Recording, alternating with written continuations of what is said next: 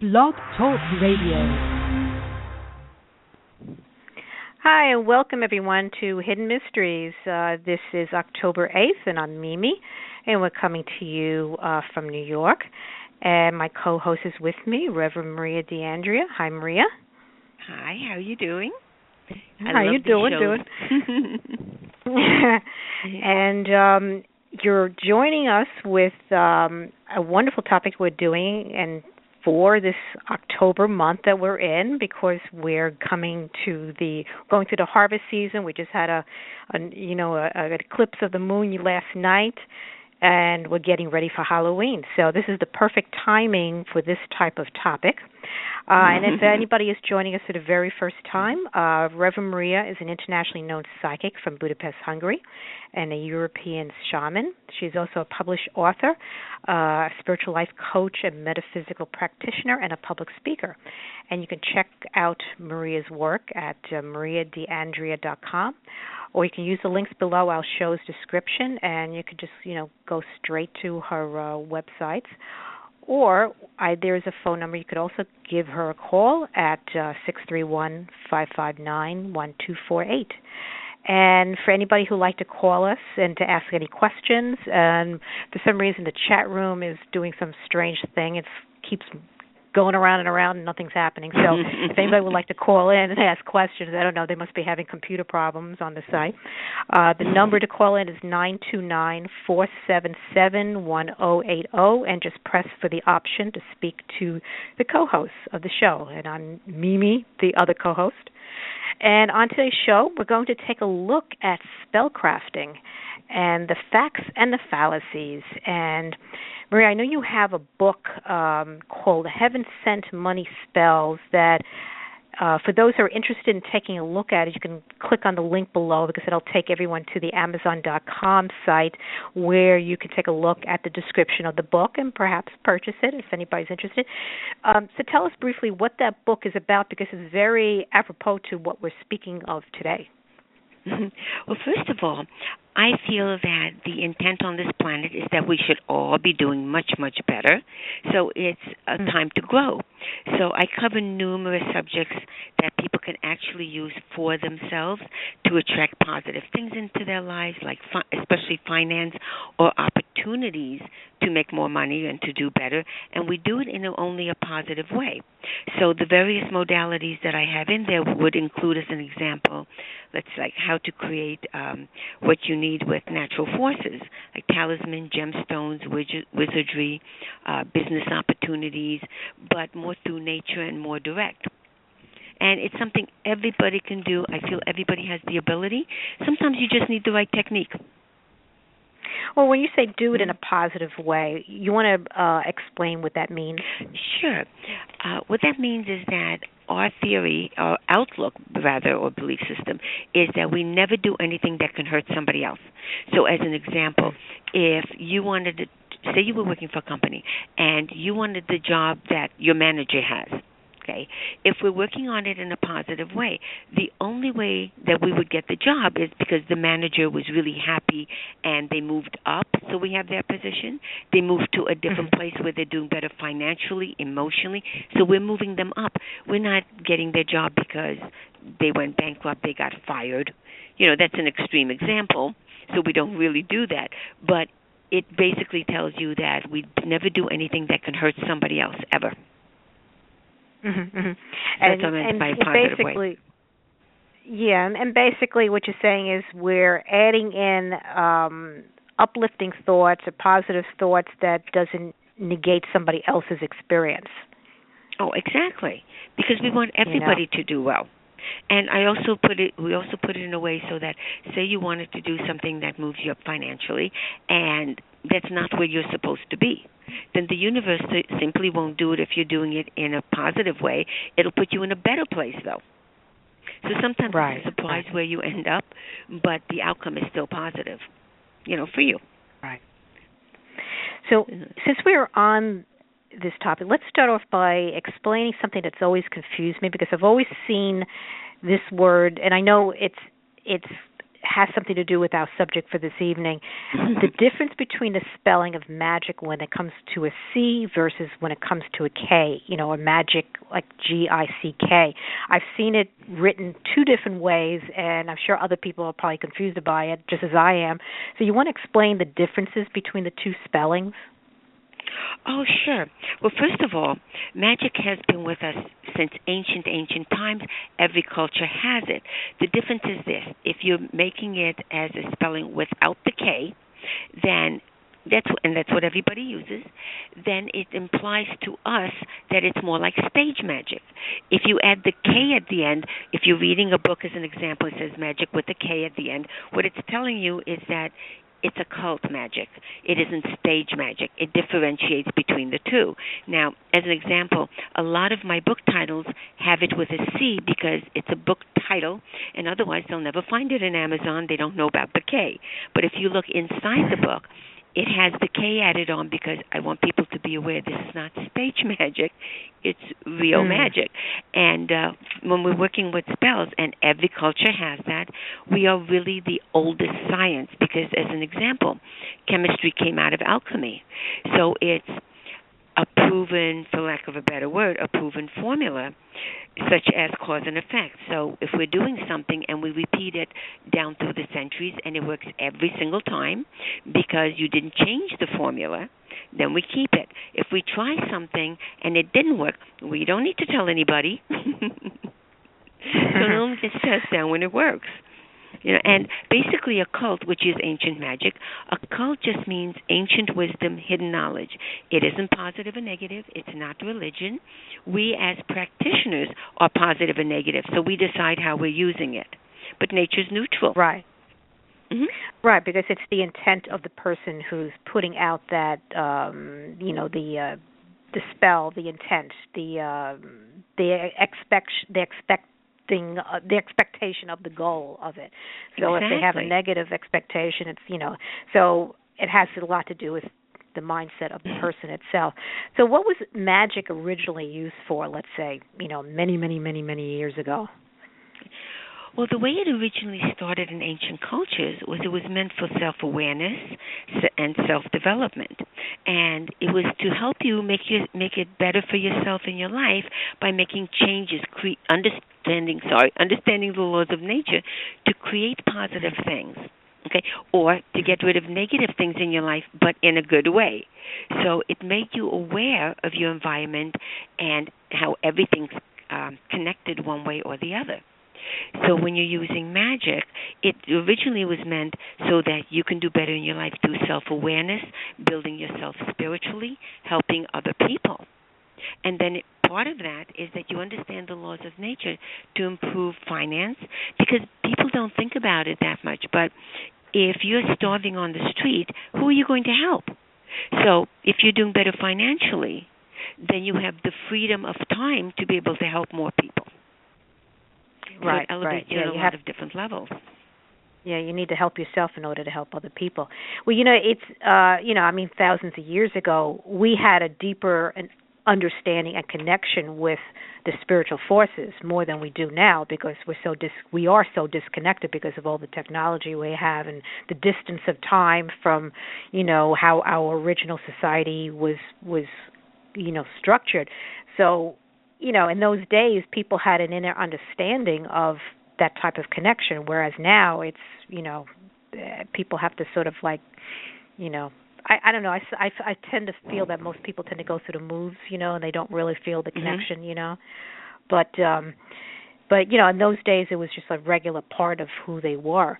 Now, what is the main idea behind the art of spellcrafting itself? Well, everybody, okay, and I really mean everybody, has their own perception of reality. So if you're focused, as an example, on you're always lucky, it's amazing how you actually start being lucky.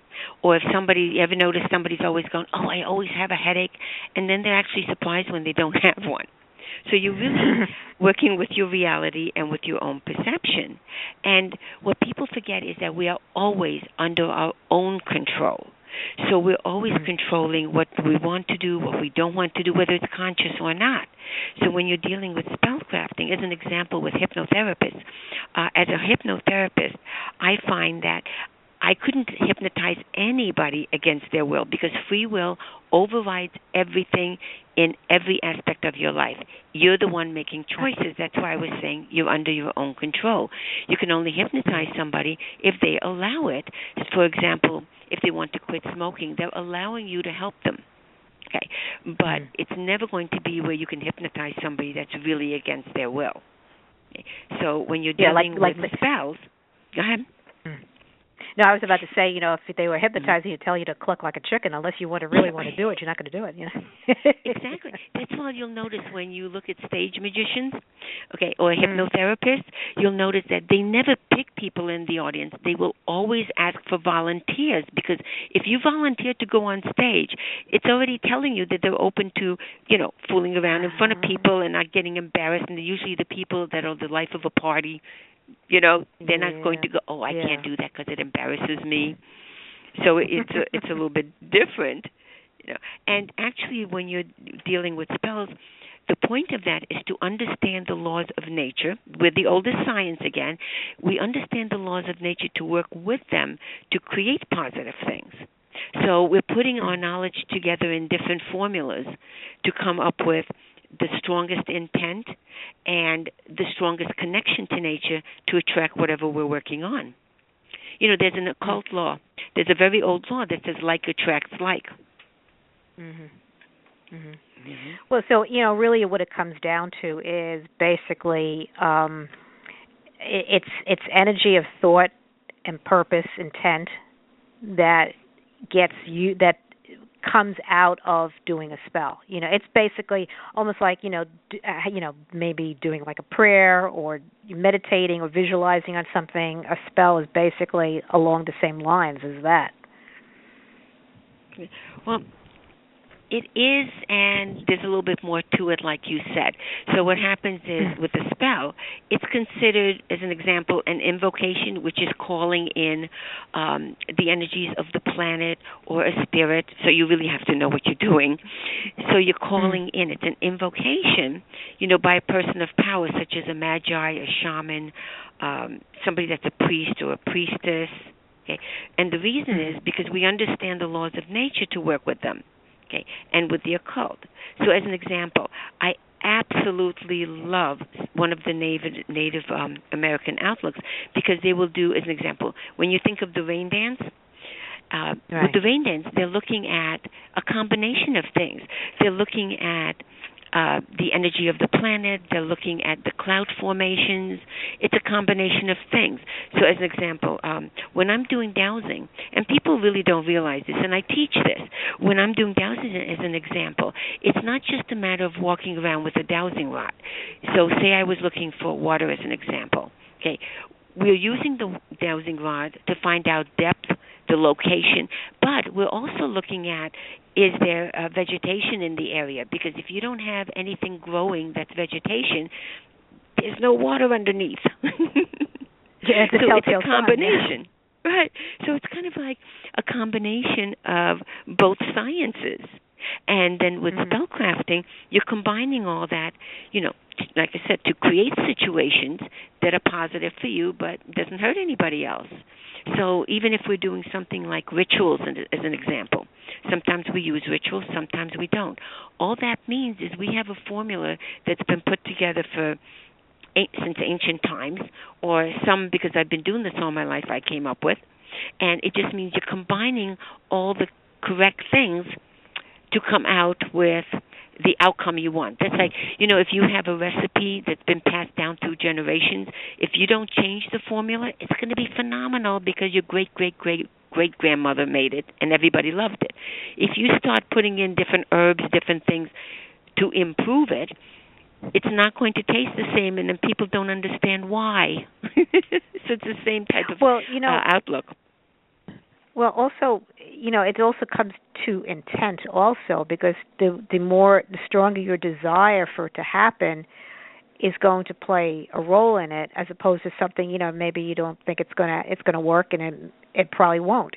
So I think that would also play a large part to it. Oh, definitely, because your intent has to be strong behind it. And the other thing is that you have to emotionally have a very strong feeling of expectancy, of expecting it to work, because otherwise you're going to cancel yourself out. Like I said, if somebody's always going, oh, I have a headache, they're expecting it, of course they're going to create it. Right.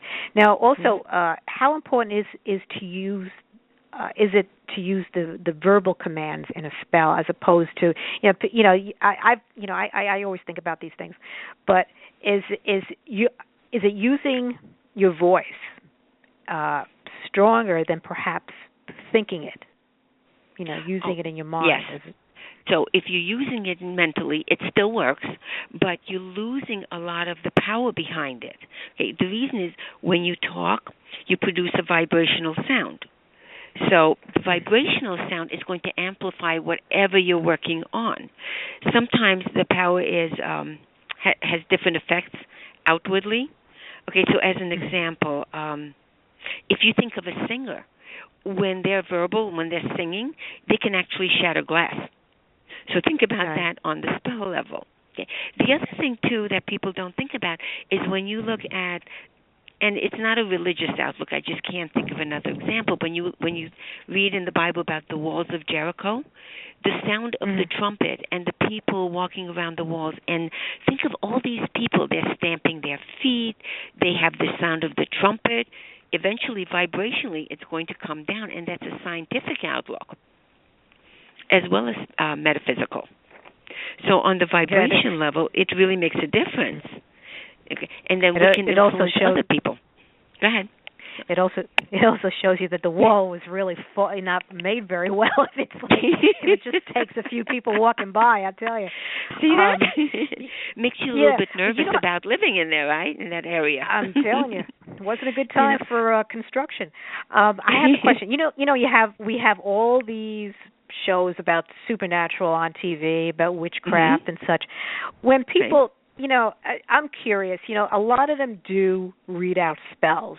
Now, when you hear them, do they sound, I'm sure they don't, but I'm sure you see flaws in it. I'm sure they're not authentic in any way.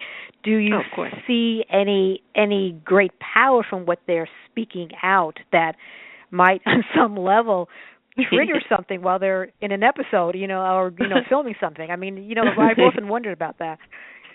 Well, it's funny because the spells or whatever they're saying at the time, really, they're not real. However, as an example, if you keep repeating the name of a deity, and you're really very verbal about it, eventually it's going to trigger something, not on the show, by the way.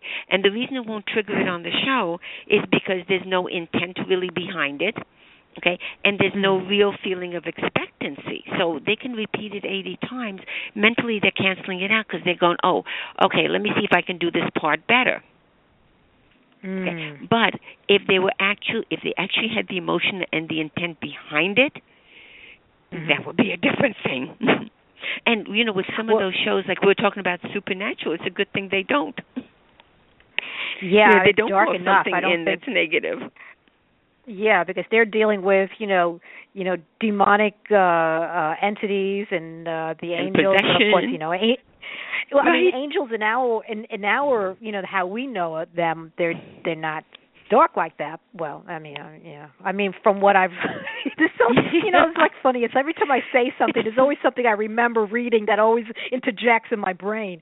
But what I'm saying is like the information or what they're doing, whatever they're applying to their commands at that point in that scene, you never know. It could somehow, maybe they're, because they could be involved in, they've been involved, let's say for that show in particular, they were entering the 10th season.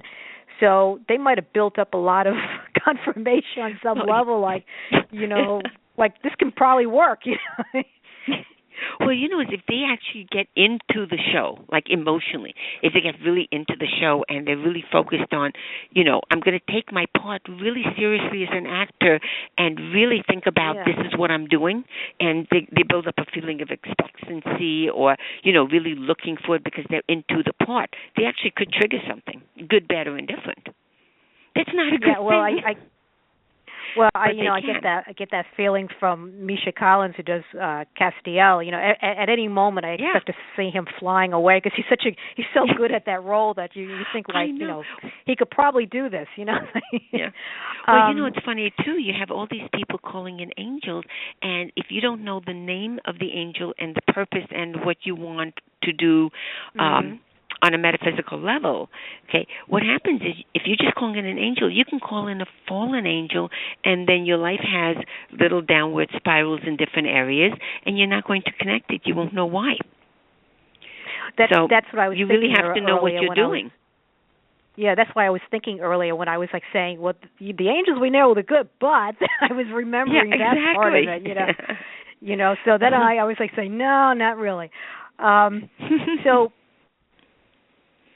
well, I was going to say that you could it also you could take this in a way for healing purposes too, because you can do a prayer for someone, for example, and to help them, and perhaps they're ill or something like that. But if that person doesn't want to take for it to take place, their free will can obstruct that path for whatever the reason.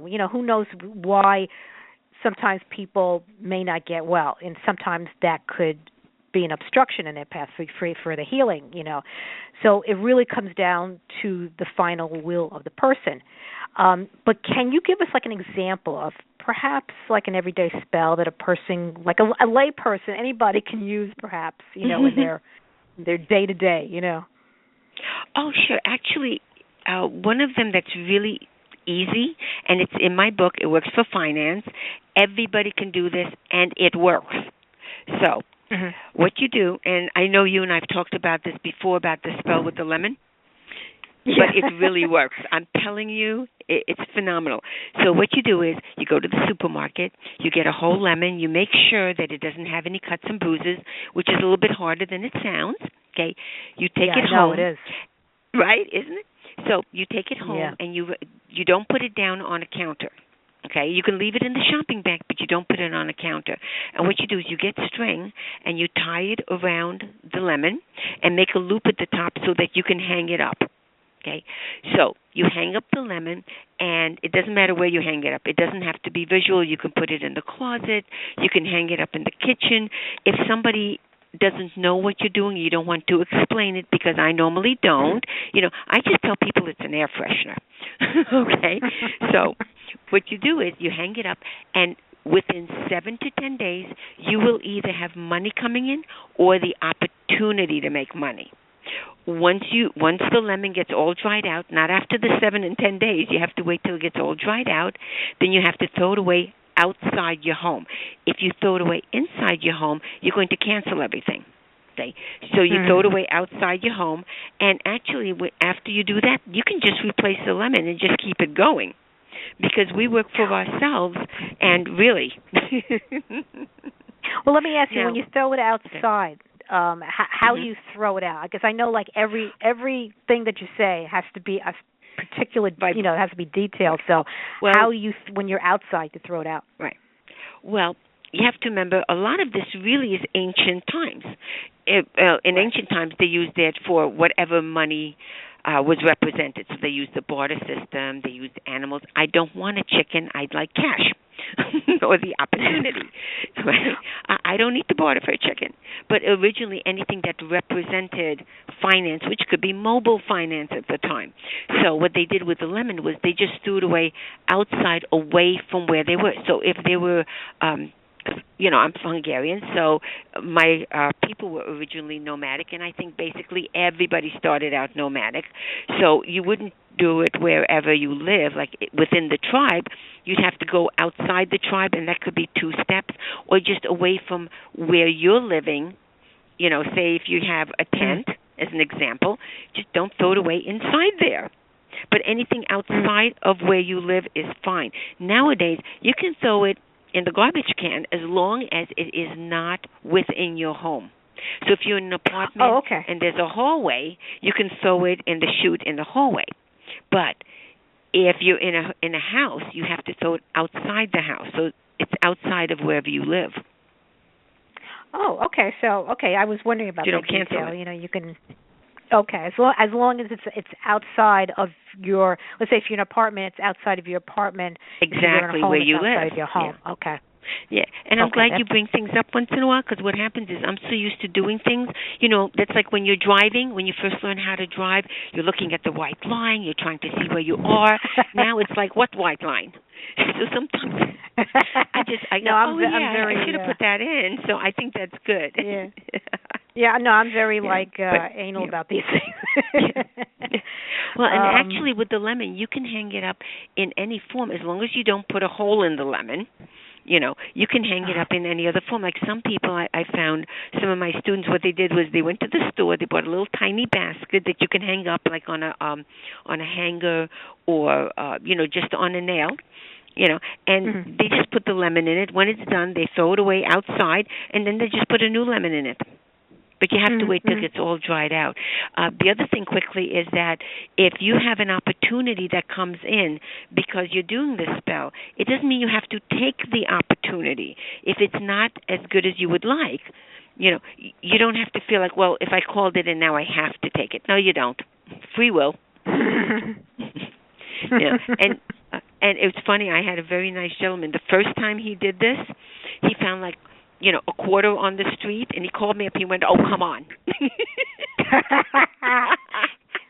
What's the matter? You're all dried up? It was really, you're all dried up, I mean. And the lady actually had a better opportunity, but it was funny. Yeah. Now, I also know that they tend to use, besides lemons, they use, other objects that hold a spell. I know you mentioned something about that certain objects can hold a spell. How does that work? Oh, sure. That's you would consider them amulets, talisman. If you're looking at gemstones as an example, herbs. And what we would do is, and it's really that you need to know what you're doing. So what you would do is you're pulling in energy for a specific purpose. There's a technique to it. You pull in the energy with intent and focus and expectancy, and, we just know it's going to work. It's not even a question. And what you're doing is you're calling in that energy, and then you're sinking it into the object. And there are different methods to do that. So when your energy for that particular intent is in the object, if somebody carries it with them within 3 feet, especially a talisman, if it's within 3 feet of your body, the vibration meshes with your aura, your energy field. So it's like a magnet. It's going to attract to you. Okay. If I'm making a talisman, I make it specifically for that person. But if you're buying a talisman that isn't specifically to you, okay, what you want to be aware of is it's still going to work within 3 feet of you. However, if it's not within 3 feet and it's farther away, it's still working. It's just working for somebody else, which sometimes is fine. But you do want to be aware. So what happens vibrationally is we're sinking energy into it. And it's really funny when we do Curlium photography, which takes a picture of your aura, your energy field, and even though we can do a reading from it, originally it was a Russian scientist that came up with this technique. And they can actually take pictures of gemstones and talisman and different objects. A scientist experiment. And they can actually see the aura, the energy field of the object change from before it was energized to after. Even water, you can energize water for different purposes. Okay? Well, and they can actually take a picture of it and see the change. Now, we're almost coming to a closing. So are there any last-minute words, brief last-minute words, very brief, that you might have? Okay. Basically, I was saying as long as you're working spiritually and you're coming from the heart, if you're working with spells, the whole point is to improve your life and your growth and your self-awareness. And this show really seems to be going so fast. Okay. So don't forget to join us again as we bring more exciting topics to you. Until the next time and always, may God bless you abundantly. Yes, and thank Thank you you. all for joining us this evening on Hidden Mysteries, and be sure to mark us as your favorite so you continue to receive notifications of upcoming shows. And visit us on facebook.com/EnquestMedia. You could also see a link down below. You could also get in touch with Maria at 631-559-1248. So have a nice evening, and thank you all for joining us, and we'll see you next time on Hidden Mysteries.